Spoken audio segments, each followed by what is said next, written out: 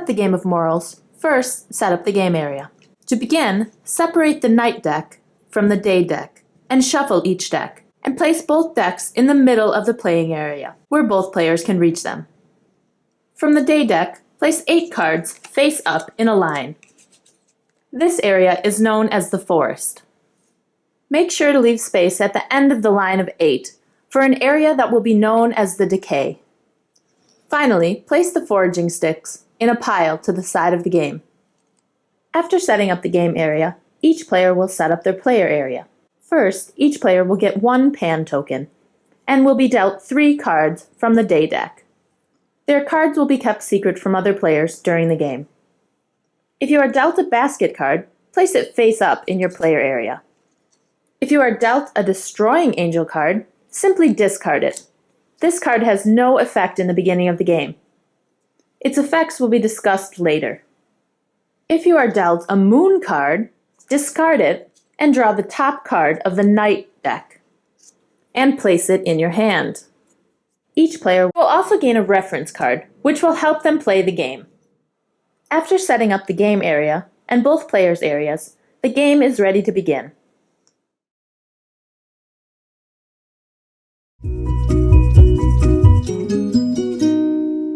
During a player's turn, they will perform 1 action. There are 5 possible actions a player may choose from during their turn. The first option that players have during their turn is to take 1 card from the forest. The forest is a set of 8 cards face up. Players are always allowed to take one of the last 2 cards in the line of cards. These cards are known as the cards that are at your feet. The other option players have while taking 1 card is to take a card farther down the line. They may pay 1 foraging stick for each card they go past the cards at their feet. So if a player wanted to take the moon card, which is 2 cards past those at their feet, they would pay 2 foraging sticks. And if they wanted to take the Morels card, which is 4 cards past those at their feet, they would pay 4 foraging sticks. Any foraging sticks used to gain cards are placed back in the supply. If the card you take is a mushroom card, which will always have a symbol with a pan and a stick on it, butter, cider, or a pan, place it in your hand with the rest of your cards. The hand limit for cards is always 8 cards, so you are never allowed to take a mushroom card, butter, cider, or a pan if it will put you over the limit. If the card you take is a basket, it is immediately placed in your player area.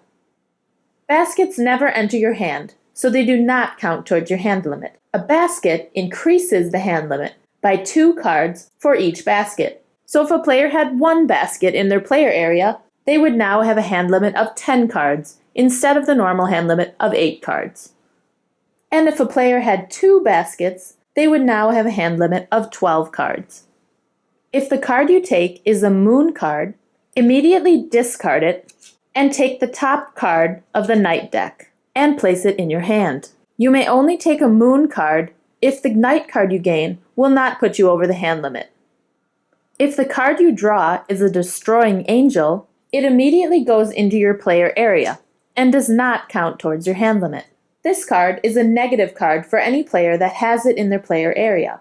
The destroying angel forces a player to discard down to 4 cards in their hand, plus 2 cards for each basket they have.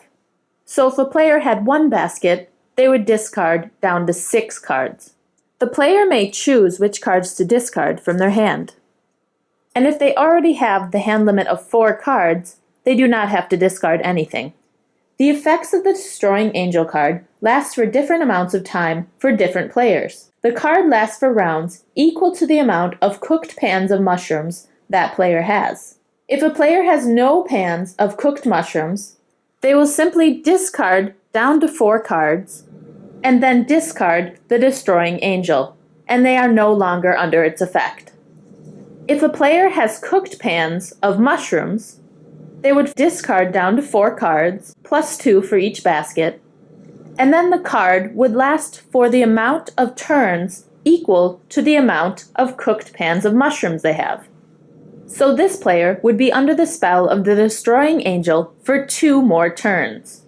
To keep track of the amount of turns a player has left, it is recommended that they move the Destroying Angel over for each turn.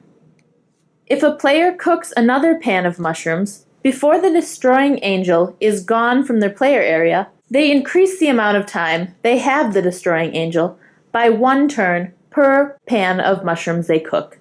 When the Destroying Angel has moved through each pan of mushrooms, it is removed from the player's player area and discarded, freeing that player of its effects. The second option players have during their turn is to take all of the cards from the decay. The decay is the area at the end of the forest. When they do this, they will take all cards in this area and place them in the appropriate areas, as described previously. Players may not take the decay if it will put them over the hand limit. The third option players have during their turn is to cook 3 or more of the same mushroom. Mushroom cards can be recognized because they always have a pan symbol and a stick symbol on the upper left corner. There are 2 types of mushroom cards: day mushroom cards from the day card deck and night mushroom cards from the night card deck. Day mushroom cards count as 1 mushroom. Night mushroom cards count as 2 mushrooms. So if a player was cooking a set of mushrooms that included a night card, they would only need 2 cards to get up to 3 mushrooms. There are 2 ways to complete this action. The first way is to have an empty pan in your player area. The player must then have at least 3 matching mushroom cards in their hand and place the 3 or more mushrooms down next to that pan. The other option a player has while cooking is to play a pan with their matching mushroom cards.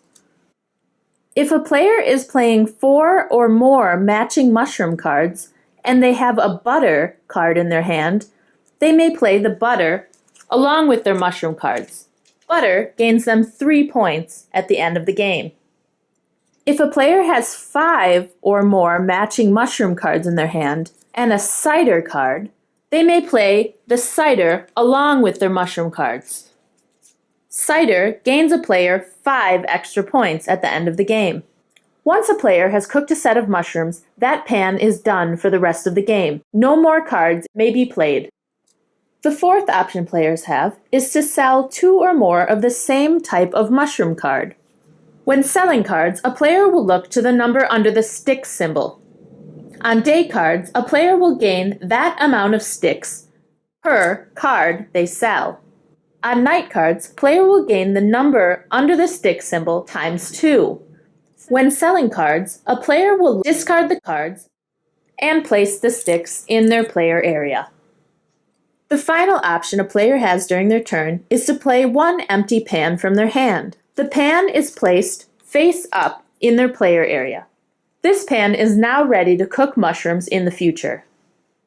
A player must always take one of these 5 actions during their turn if they are able. In the very rare chance that a player cannot complete any of these actions, they will lose their turn.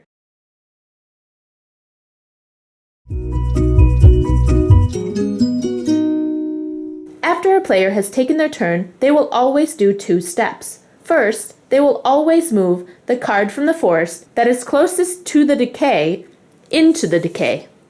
The limit of cards in the decay is always 4 cards. So if a player is at the end of their turn and has to move a card from the forest into the decay, and there are already 4 cards there, they will simply remove all cards from the decay, place them in the discard pile, and form a new decay. The second thing to do is to slide all cards down toward the decay and refill the forest with cards from the day deck until there are 8 cards. If the day deck runs out, such as at the end of the game, simply slide the cards down and do not bother refilling.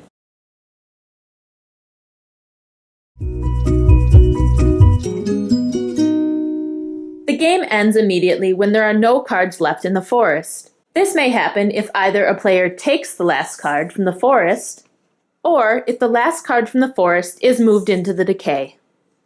When the game ends, both players will add up their points. They will only gain points from mushrooms that they have cooked. so they gain no points for cards left in their hand or from sticks they have left. For each pan of cooked mushrooms they have in their player area, they will gain the amount of points under the frying pan symbol. They will gain this amount for each card they have in their pan. If they have cooked any pans of mushrooms with night cards in them, they will gain 2 times the amount of points under the frying pan symbol. They will also gain 3 points for any butter they played with mushrooms, and 5 points for any cider they played with mushrooms. The player who ends the game with the most points is declared the winner.